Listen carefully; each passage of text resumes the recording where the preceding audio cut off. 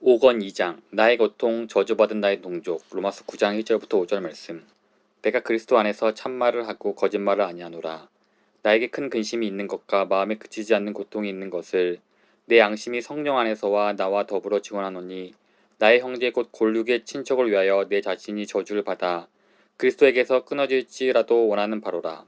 그들은 이스라엘 사람이라. 그들에게는 양자됨과 영광과 언약들과 율법을 세우신 것과 예배와 약속들이 있고, 조상들도 그들의 것이요 육신으로 하면 그리스도가 그들에게서 나셨으니 그는 만물 위에 계셔서 세세의 찬양을 받으실 하나님이시니라. 많은 교회와 기독교 학교의 외면적 성경 이면에는 서글픈 모순이 있습니다.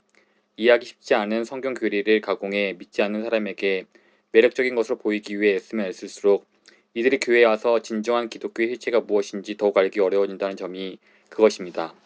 즉, 단기간에는 성공한 듯 보일지 모르나 길게 보면 결국 실패로 끝나기도 합니다. 회심자들 앞에 그럴듯하게 보이기 위해 성경적인 하나님 상을 변경하거나 애매하게 만들면 이들에게 환상만 안겨주고 맙니다. 이는 복음이 아니라 기만입니다. 이런 식의 성공이 가져온 결과는 무엇입니까? 세상은 소위 기독교의 교회들이 자신들과 별반 다르지 않으며 사고방식에도 차이가 없음을 깨닫고 굳이 교회에 다니는 이유를 찾지 못합니다. 혹 세상의 마음에 들기 위해 교리를 수정한다면 세상은 교회가 주는 것이 자기들이 이미 가진 것과 하나도 다를 바가 없다는 사실을 머지않아 깨닫게 될 것입니다. 이런 현상은 20세기의 유럽과 미국의 주류 개신교에서 숱하게 일어난 일입니다. 세상의 눈에 매력적으로 보이겠다는 심사로 교리를 변경하면 혹은 축소시키면 그 과정에서 그들을 자유롭게 할 근본적인 진리를 잃어버리고 맙니다.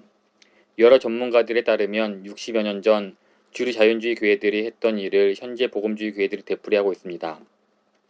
스티브 브루스는 그의 책 하나님은 죽었다, 서구의 세속화에서 기독교 주류 교회의 숫자는 줄고 있고 보수적 개신교회는 교리나 실천에 있어 변별력을 상실해 가고 있다고 썼습니다. 오늘날 많은 목회자들과 교회들은 명확하고 성경적이며 교리적인 관점의 말로 교회와 그리스도인의 삶에 있어서 참으로 중요하다는 사실을 모릅니다. 그들은 하나님이 어떤 분인가에 대해 사람들이 잘 알지 못하고 다소 혼동하더라도 교회는 건강하게 자랄 수 있다고 믿습니다. 하지만 하나님에 대한 무지는 결코 단순한 진공 상태로 남아있지 않습니다. 무지로 만들어진 공간에는 다른 것이 채워집니다. 에드워드 노먼은 그의 책 세속화, 새로운 세계 신학에서 그 다른 것이 무엇인지 설명하며 문제의 핵심을 퍼거듭니다. 교회는 현대사회에서 거부당하고 있는 것이 아니다. 교회에 대한 사회적 지지가 줄어들고 있는 이유는 기독교 지도자들의 인류를 위한 세속적 열정을 기독교의 핵심인 양 끈질기게 주창하고 있기 때문이다. 처음에는 세상도 인류를 위한 열정이라는 종교성에 어느 정도 끌리지만 이내 흥미가 다하면 차라리 TV를 볼 때 즐거운 일이 훨씬 많다는 것을 알게 됩니다. 로마서 9장은 교회가 그런 질병에 걸리지 않게 막아주는 해독제입니다. 9장은 인류를 위한 열정이 아니라 경이롭고 충격적이며 충만한 하나님의 주권에 그 기반을 두고 있습니다. 저는 하나님이 진실로 어떤 분이신지 우리 모두 깨닫게 되기를 기도합니다. 하늘을 찌르는 봉우리와 깊이를 알 수 없는 심연과 같은 하나님을 알고 그분의 은혜로 많은 이들이 나와 자기 자신을 기뻐하는 것이 아니라 하나님을 예배하게 될 날이 오기를 바랍니다. 오늘 저는 1에서 3절을 중점적으로 다루면서 특히 바울의 고통과 슬픔에 대해 보려고 합니다. 그는 동족인 유대인 전체가 저주를 받아 그리스도에게서 끊어졌다는 사실에 대해 심히 아파합니다. 바울의 고통에 대해 4가지 측면으로 살펴보겠습니다. 1. 고통의 이유. 2. 고통의 강도. 3. 고통의 진정성. 4. 고통의 결과. 고통의 이유. 3절 말씀을 읽겠습니다. 나의 형제 곧 골육의 친척을 위하여 네 자신이 저주를 받아 그리스도에게서 끊어질지라도 원하는 바로라. 이 말은 바울의 동족들이 저주를 받아 그리스도에게서 끊어졌음을 뜻합니다. 바울은 그들이 잃어버린 바 된 현실을 자신의 고통과 연관시켜 표현함으로써 순환시키고 있습니다. 하지만 현실은 처참합니다. 그들은 저주를 받아 그리스도에게서 끊어졌습니다. 그들은 길을 잃었습니다. 하나님의 심판을 받아 지옥으로 가는 길 위에 있습니다. 여기서 저주를 받았다는 말은 고린도전서 16장 22절에서 바울이 만일 누구든지 주를 사랑하지 아니하면 저주를 받을지어다에서 사용했던 그 저주를 말합니다. 그렇다면 여기서 그의 동족은 왜 그리스도에게서 끊어진 것일까요? 바울은 이에 대해 2가지 답을 줍니다. 하나는 그들이 율법의 목적이자 그들의 대신에서 저주를 당하고 의가 되신 예수님을 거부했기 때문입니다. 다른 하나는 하나님께서 모든 이스라엘 민족을 영적인 이스라엘로 부르신 것이 아니기 때문입니다. 로마서 9장 30절 이하를 보십시오. 그런즉 우리가 무슨 말을 하리요? 의를 따르지 아니한 이방인들이 의를 얻었으니 곧 믿음에서 난 의요. 의의 법을 따라간 이스라엘은 율법에 이르지 못하였으니 어찌 그러하냐. 이는 그들이 믿음을 의지하지 않고 행위를 의지함이라. 부딪힐 돌에 부딪혔느니라. 기록된 바 보라. 내가 걸림돌과 거치는 바위를 시온에 두노니 그를 믿는 자는 부끄러움을 당하지 아니하리라 함과 같으니라. 달리 말해 바울은 그리스도가 율법이 가리키는 의라고 말합니다. 이방인은 이를 보고 믿었기 때문에 믿음으로 의롭다함을 받았고 하나님은 믿음을 통해 그리스도의 의를 그들에게 전가하셨습니다. 하지만 이스라엘은 그리스도 때문에 넘어졌습니다. 그들은 예수님을 메시아, 의, 율법이 항상 주목했던 그분으로 보지 못했습니다. 하나님의 의를 얻는 방법이 행위라고만 알았지 믿음에 대해서는 무지했습니다. 그래서 율법이 가르쳤던 분을 얻지 못하고 도리어 그분으로 인해 넘어진 것입니다. 바울은 로마서 10장 2절에서 4절에서 다시금 이스라엘의 실패를 설명했습니다. 내가 증언하노니 그들이 하나님께 열심히 있으나 올바른 지식을 따른 것이 아니니라. 하나님의 의를 모르고 자기 의를 세우려고 침써 하나님의 의에 복종하지 아니하였느니라. 그리스도는 모든 믿는 자에게 의를 이루게 하여 율법의 마침이 되시니라. 다시 말해 이스라엘 민족 전체가 율법의 의미를 통째로 잃어버렸고 그리스도의 의미도 놓치고 말았습니다. 율법은 이들을 그리스도께로 이끌어주고 그리스도는 그들의 의가 되셔야 했습니다. 그리스도의 의로 의롭다함을 얻는 방법은 믿음이지 행위가 아니었습니다. 모든 믿는 자에게 의를 이루기 위하여 율법의 마침이 되십니다. 하지만 그들은 믿음을 통해 그리스도가 주신 하나님의 의를 선물로 받기보다는 행위를 통해 자기 의를 세우기 원했습니다. 그렇다면 이들은 왜 저주를 받은 것일까요? 율법의 저주에서 자신들을 구해줄 유일한 분을 거부했기 때문입니다. 갈라디아 3장 13절은 그리스도를 저주와 연관시키십니다. 그리스도께서 우리를 위하여 저주를 받은 바 되사 율법의 저주에서 우리를 속량하셨으니 기록된 바 나무에 달린 자마다 저주 아래 있는 자라 하였습니다. 그리하여 그리스도는 우리의 저주가 되셨고 우리의 죄 그리고 의가 되셨습니다. 하지만 그들은 그리스도를 받아들이지 않았습니다. 그래서 저주를 받아 그리스도에게서 끊어졌습니다. 이것이 바울이 마음 깊이 아파하고 고통스러워하는 첫 번째 이유입니다. 그의 동족이 저주를 받은 이유에 관한 더욱 심도 깊은 이유는 6절에서 29절에 설명되어 있습니다. 즉 하나님이 모든 이스라엘 족속을 영적인 이스라엘로 부르지 않았다는 것입니다. 이에 대해서는 추수감사절 이후에 살펴보겠습니다. 이는 세 번째 항목에서도 연관된 내용이지만 먼저 두 번째 내용을 살펴보겠습니다. 고통의 강도 3절입니다. 나에게 큰 근심이 있는 것과 마음에 그치지 않는 고통이 있는 것을 나의 형제 곧 골육의 친척을 위하여 내 자신이 저주를 받아 그리스도에게서 끊어질지라도 원하는 바로다. 여기서 내가 저주를 받더라도 원하는 바로라고 번역된 부분을 보십시오. 여기서 핵심은 길 잃은 이스라엘을 향한 바울의 고통이 너무나 커서 가능하기만 하다면 저주의 벼랑 끝에 자신을 내던질 준비까지 되어 있다는 점입니다. 하지만 이런 일은 가능하지 않습니다. 그래서 원하는 바로라고 말하는 것입니다.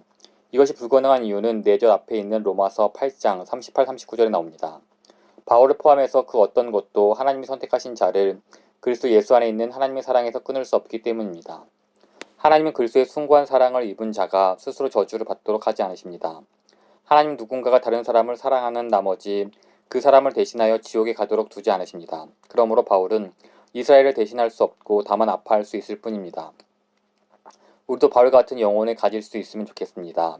우리도 그런 고통을 경험하고 있습니까? 동족이 저주를 받아 그리스도에게서 끊어지는 모습을 보며 통렬히 아픔을 느낍니까? 우리 중에 그런 분들이 많을 줄 압니다. 좋습니다. 그 고통에 성경적인 진리를 더하시기 바랍니다. 그리고 기억하십시오. 예수님은 우리를 사랑하는 사람들뿐 아니라 우리의 원수까지도 사랑해야 한다고 말씀하셨습니다.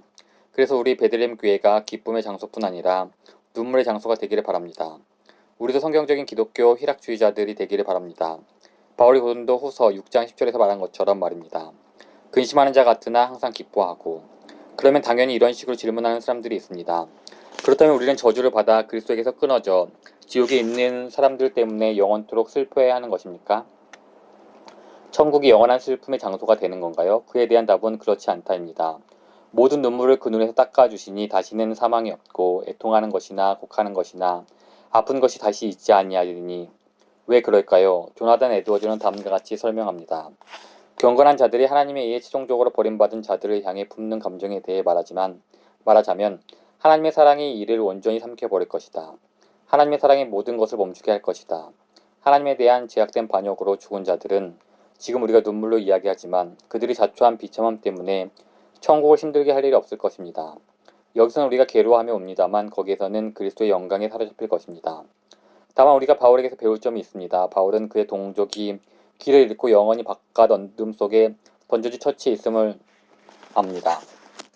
하지만 그는 분노하거나 격분하면서 이것을 말하지 않습니다. 오히려 고통스러워하며 말합니다. 고통의 진정성 1절입니다. 내가 그리스도 안에서 참말을 하고 거짓말을 아니하노라. 내 양심이 성령 안에서 나와 더불어 증언하노니. 1절 말씀은 2절에 나올 내용에 대한 도입부입니다. 2절입니다. 나에게 큰 근심이 있는 것과 마음에 그치지 않는 고통이 있는 것을. 1절 말씀은 간절한 호소입니다. 나를 믿어주십시오. 제발 믿어주십시오. 그리스도 안에서 나는 진실을 말하고 있습니다. 거짓말이 아닙니다. 이것을 증명한 방법은 없습니다. 자신의 고통을 어떻게 증명할 수 있을까요? 눈물을 만들어낼 수 있습니다. 떨리는 목소리도 연습으로 지어낼 수 있습니다. 그러므로 바울은 이를 증명할 수가 없습니다. 오로지 자기 양심이 성령의 감동을 받았고 그리스도께서 그리하였음을 호소할 수 있을 뿐입니다. 그런데 왜 이런 일들이 굳이 필요한 것일까요? 바울의 사랑과 고통의 진정성을 의심하는 사람들이 있었기 때문입니다. 사실 바울이 했던 말 중에는 반유대주의로 오해받을 만한 내용이 있었습니다. 로마서 2장 24절로 가서 바울이 인용한 예언서 말씀을 봅시다. 기록된 바와 같이 하나님의 이름이 너희 때문에 이방인 중에서 모독을 받는도다. 로마서 3장 9절에서는 이렇게 말했습니다. 그러면 어떠하냐? 우리는 나으냐? 결코 아니라. 유대인이나 헬라인이나 다 죄 아래 있다고 우리가 이미 선언하였느니라. 그리고 9장 3절에서 바울은 이스라엘이 저주를 받아 그리스도에게서 끊어졌다고 말합니다. 가장 놀라운 것은 바울이 6절에서 말하는 부분입니다. 이스라엘에게서 난 그들이 다 이스라엘이 아니요 하나님의 언약은 모든 유대인의 구원을 보장하지 않는다는 것입니다.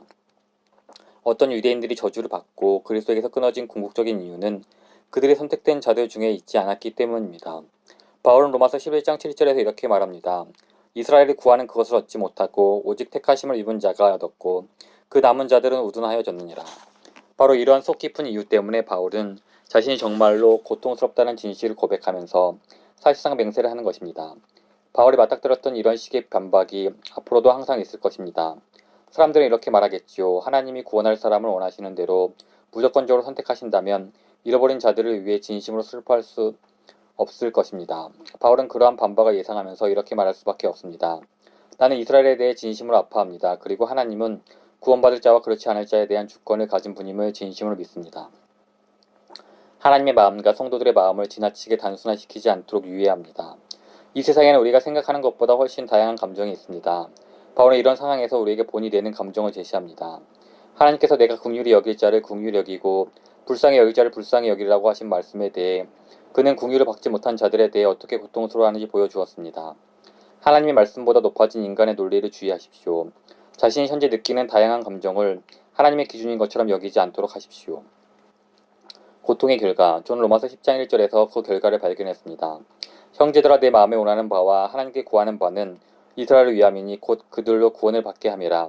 저주를 받아 그리스도에게서 끊어진 동족을 향한 바울의 고통은 그들의 구원을 갈망하며 구원받기를 기도하는 것으로 열매 맺습니다. 다시금 말씀드리지만 여기서 인간의 회의적 논리를 따라가지 않기 바랍니다.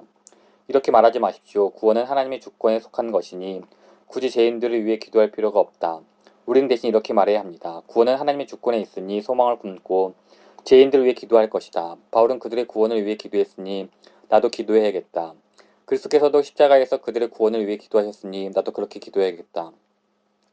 디모데후서 2장 25절에 나오듯이 말입니다. 혹 하나님이 그들에게 회개함을 주사 진리를 알게 하실까 하여 바울은 그 목적으로 이스라엘 위해 기도하고 온 나라와 구원받아야 할 동족들을 위해 기도합니다. 주님께서 지금도 그 일을 하시길 소망합니다. 아직도 죄의 부담감 아래 살고 있고 저주를 받아 그리스도께서 끊어진 분들이 있다면 거기 그냥 머무르지 마십시오. 그리스도께서 우리를 위해 저주가 되셨습니다. 우리의 죄를 위해 죽으셨고 죽은 자 중에서 일어나셨습니다. 그분은 우리의 유일한 소망으로 의지하고 우리를 온전히 만족시키는 보화로 여기십시오. 그러면 구원을 받을 것입니다.